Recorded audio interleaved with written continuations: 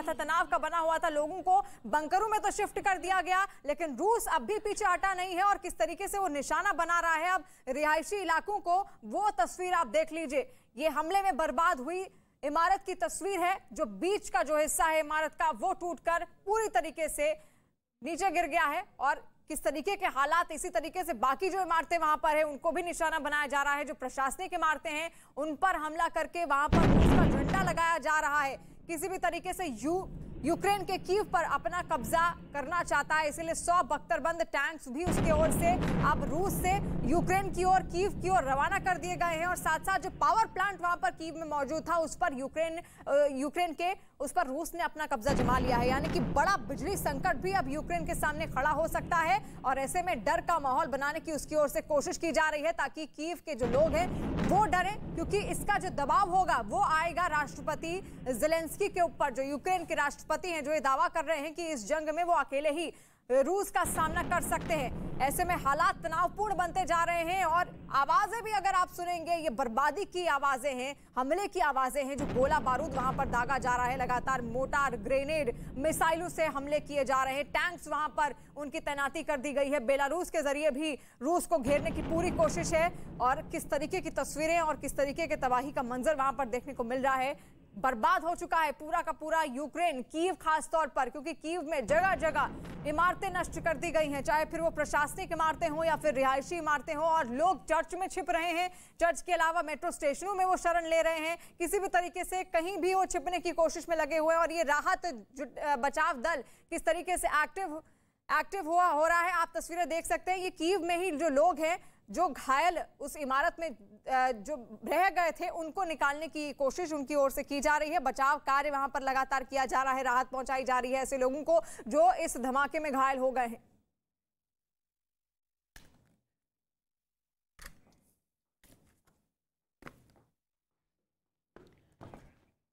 और ये भीषण बमबारी लगातार जारी है। रूस और यूक्रेन के बीच जो युद्ध लगातार जारी है उसका आज तीसरा दिन है और ऐसे में आप देखिए तीव्रता किस तरीके से रूस की तरफ से तेज कर दी गई है इस इमारत को टारगेट करते हुए, क्योंकि इसी इमारत में सैकड़ों लोग यहां पर मौजूद थे। उसी इमारत को टारगेट करते हुए मिसाइल दागी गई जिसमें कई लोग दब चुके हैं। रेस्क्यू ऑपरेशन लगातार जारी है। मलबे के अंदर जो लोग दबे हुए हैं उन्हें सुरक्षित बाहर निकालने की कोशिश की जा रही है।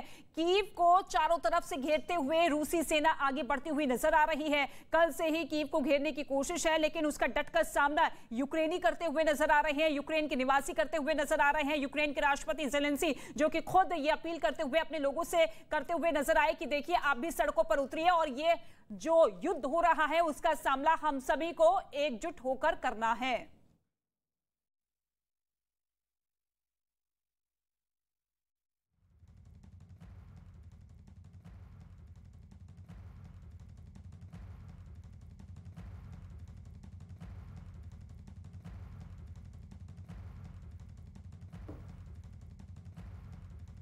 तो न्यूज़ 18 पर ये एक्सक्लूसिव तस्वीर आप देखिए किस तरीके का मंजर वहां पर इस वक्त हो रहा है। हालांकि रूस के राष्ट्रपति ये साफ तौर पे कह चुके हैं यूक्रेन के राष्ट्रपति से कि अगर आप सरेंडर करते हैं, आपकी सेना हथियार डालती है तो फिर हम बातचीत के लिए तैयार हैं। मिसाइल हमले से कई इमारतें इस वक्त तबाह हो चुकी हैं। मिसाइल हमले में कई लोग घायल हुए हैं जिन्हें निकालने की कोशिश लगातार जारी है। रेस्क्यू ऑपरेशन जारी है। रिहायशी इमारतों पर एक के बाद एक रूस की सेना अटैक करती हुई नजर आ रही है।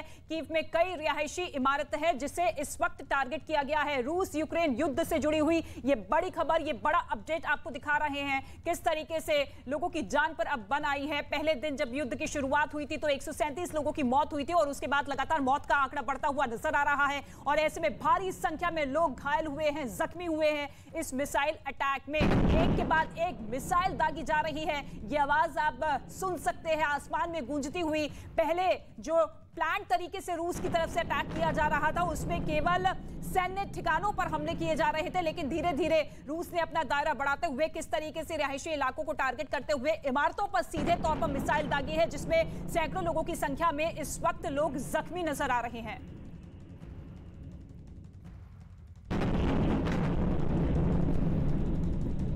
तो आप देखिए किस तरीके से रूस लगातार यूक्रेन पर हमला कर रहा है। रूस ने यूक्रेन पर लगातार हमलों के बीच यह भी दावा किया है कि उसने यूक्रेन को घुटनों पर ला दिया है।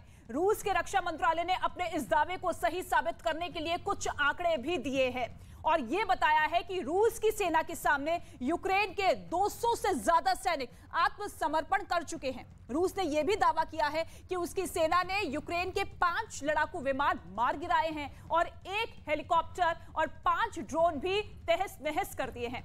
रूस ने जानकारी ये दी है कि उसने यूक्रेन की सेना को भी जबरदस्त नुकसान पहुंचाया और उसके 18 टैंक और 41 गाड़ियां बर्बाद कर दी है। रूस ने यह भी दावा किया है कि यूक्रेन की ओर से यह भी कहा गया है कि उसने रूस को मुंहतोड़ जवाब दिया और उसके 1000 से ज्यादा सैनिकों को मार गिराया है। आप देखिए किस तरीके से तीव्रता रूस की तरफ से तेज कर दी गई है, क्योंकि रूस ये दावा कर रहा है कि हमने तो बातचीत के लिए कहा था, लेकिन अगर यूक्रेन की सेना सरेंडर करती है। और इसके साथ ही एक बड़ी खबर आपको बता दें, फ्रांस के राष्ट्रपति इमैनुअल मैक्रों ने बड़ा बयान दिया है। उन्होंने ये कहा है कि दुनिया को लंबी लड़ाई के लिए तैयार रहना चाहिए। ये फ्रांस के राष्ट्रपति की तरफ से बयान सामने आया है कि दुनिया को लंबी लड़ाई के लिए तैयार रहना चाहिए, यानी कि इस युद्ध को लेकर फ्रांस का यह कहना है कि यह युद्ध लंबा चलेगा, दुनिया को तैयार रहना चाहिए इस लंबी लड़ाई के लिए।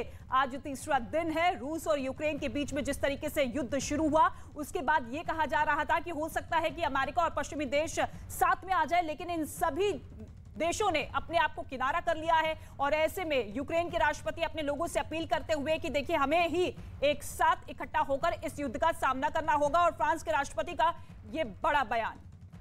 और इसके साथ ही आपको बता दें कि रूस यूक्रेन युद्ध का आज तीसरा दिन है और यूक्रेन ने रूस को बड़े नुकसान का दावा किया है। यूक्रेन के मुताबिक उसकी सेना ने अब तक रूस के 14 विमान मार गिराए हैं, जबकि 8 लड़ाकू हेलीकॉप्टर भी मार गिराने का दावा यहां किया गया है।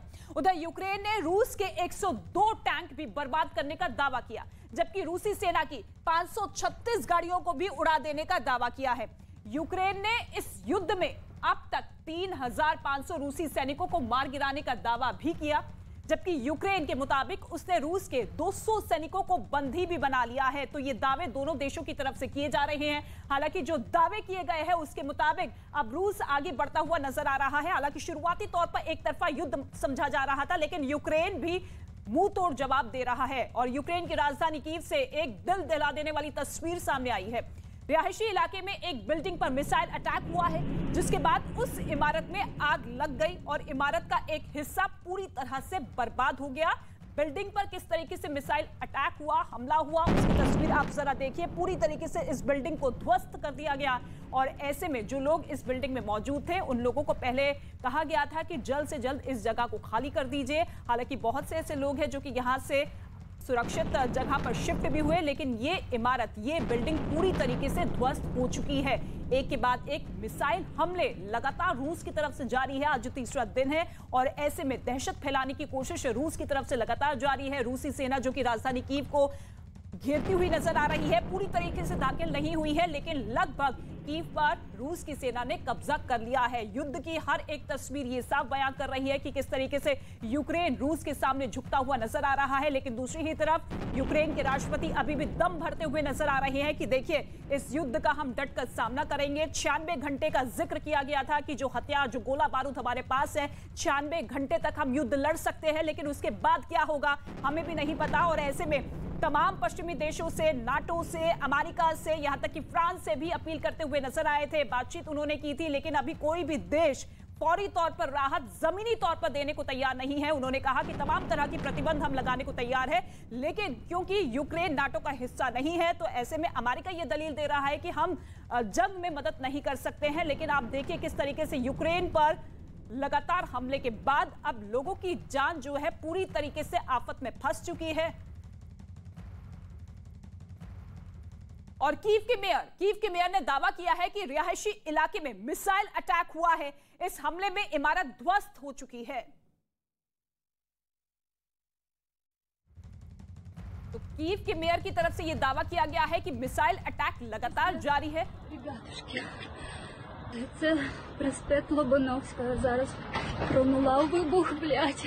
Це в дім навпроти нас. І, блядь, ми в епіцентрі. Пиздец, просто пиздец.